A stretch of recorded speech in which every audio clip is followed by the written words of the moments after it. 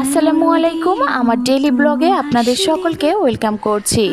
সকালে ঘুম থেকে ওঠার পরেই দেখি প্রচণ্ড পরিমাণে রোদ উঠেছে, আর এই রোদের কারণে অনেক বেশি গরম লাগছিল। তো চিন্তা করলাম আজকে দুপুরের রান্নাটা একটু দ্রুত করে নিতে হবে, না হলে একটু পরে আর রান্নাঘরে আসাই যাবে না, এত বেশি গরম লাগবে যে রান্নাই করতে পারবো না।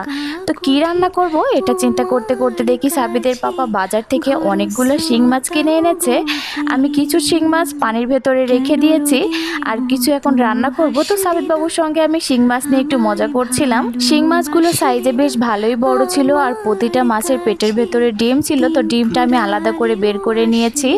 এখন মাছটা খুব ভালো করে পরিষ্কার করে এর ভেতরে একটু লেবুর রস দিয়ে দিয়েছি আর একটু লবণ দিয়ে দিব। কিছু সময় এইভাবে মাখিয়ে রাখলে মাছের ভেতর থেকে বাজে যে স্মেলটা থাকে সেটা কিন্তু অনেকটাই চলে যায়।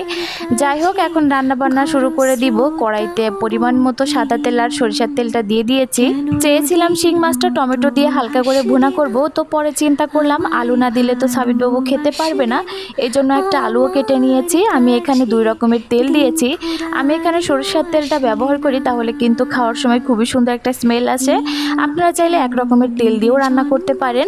যাই হোক, আমি মশলাটা খুব ভালো করে কষিয়ে এখন এর ভেতরে আলু আর টমেটোটা দিয়ে দিয়েছি।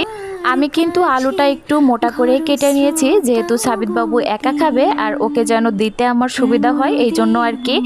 যাই হোক, এখন আমি এর ভেতরে অল্প পরিমাণে পানি দিয়ে একটু ভালো করে নেড়ে চেড়ে ঢাকনা দিয়ে রান্না করব, যতক্ষণ না পর্যন্ত আলুটা একটু সিদ্ধ হয়ে আসছে আর কি।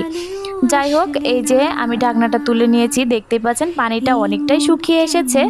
আর এই যে আমি কিন্তু আজকে রেশমি চুড়ি পরেছিলাম। আমার ইদানিং একটু কাচের চুড়ি বা যে কোনো চুড়ি পরতে বেশ ভালো লাগে। আসলে মেয়েদের কখন যে কোন শখটা হয় সেটা হয়তো মেয়েরাও বুঝতে পারে না। যাই হোক, আবার রান্না বান্নায় ফিরে আসি। এখন আমি এই যে এর ভেতরে শিং মাছটা দিয়ে দিব। আলুটা কিন্তু অনেকটাই সিদ্ধ হয়ে গিয়েছে, আর শিং মাছ রান্না হতে কিন্তু তেমন একটা সময় লাগে না, খুবই দ্রুত রান্না হয়ে যায়। আমি এই পর্যায়ে চুলা আঁচটা মিডিয়ামে রেখে একটু সময় নিয়ে কষিয়ে নিব, তাহলে কিন্তু মাছ থেকে কাঁচা গন্ধটা আর বের হবে না। এর ভেতরে এখন পরিমাণ মতো আমি ঝোলের পানিটা দিয়ে দিয়েছি, একটু নেড়ে চেড়ে এখন যে ডিমটা আলাদা করে রেখে দিয়েছিলাম এই ডিমটা দিয়ে দিব। আপনারা কে কে শিং মাছের ডিম খেতে পছন্দ করেন কমেন্ট করে জানিয়ে যাবেন। আমাদের বাসায় সবাই তো অনেক বেশি পছন্দ করে। এখন এই যে একটু নেড়ে চেড়ে মিশিয়ে আলতো হাতে নাড়তে হবে, না হলে কিন্তু ডিমটা ছাড়িয়ে যাবে। এখন আমি ঢাকনা দিয়ে ঢেকে দিব যতক্ষণ না পর্যন্ত পরিমাণ মতো ঝোলটা শুকিয়ে আসছে। তো ঢাকনা তুলে নিয়েছি, আমার রান্না কিন্তু প্রায় কমপ্লিট। এই পর্যায়ে আমি এর ভেতরে একটু করে গরম মশলার গুঁড়া দিয়ে দিয়েছিলাম। দেখেন কালারটা কি সুন্দর হয়েছে, আর খেতেও কিন্তু দারুণ মজা হয়েছিল। আপনারা হয়তো দেখলেই বুঝতে পারছেন। তো এটা হচ্ছে ফাইনাল লুক। তো রান্না করতে করতে অনেক বেশি গরম লেগে গিয়েছিল, এই জন্য চিন্তা করলাম আমার জন্য একটু লেবুর শরবত বানিয়ে নিই। তো বিকালে দেখি এত পরিমাণে মেঘ হয়েছে, তো আকাশটা একদমই কালো হয়ে গিয়েছিল।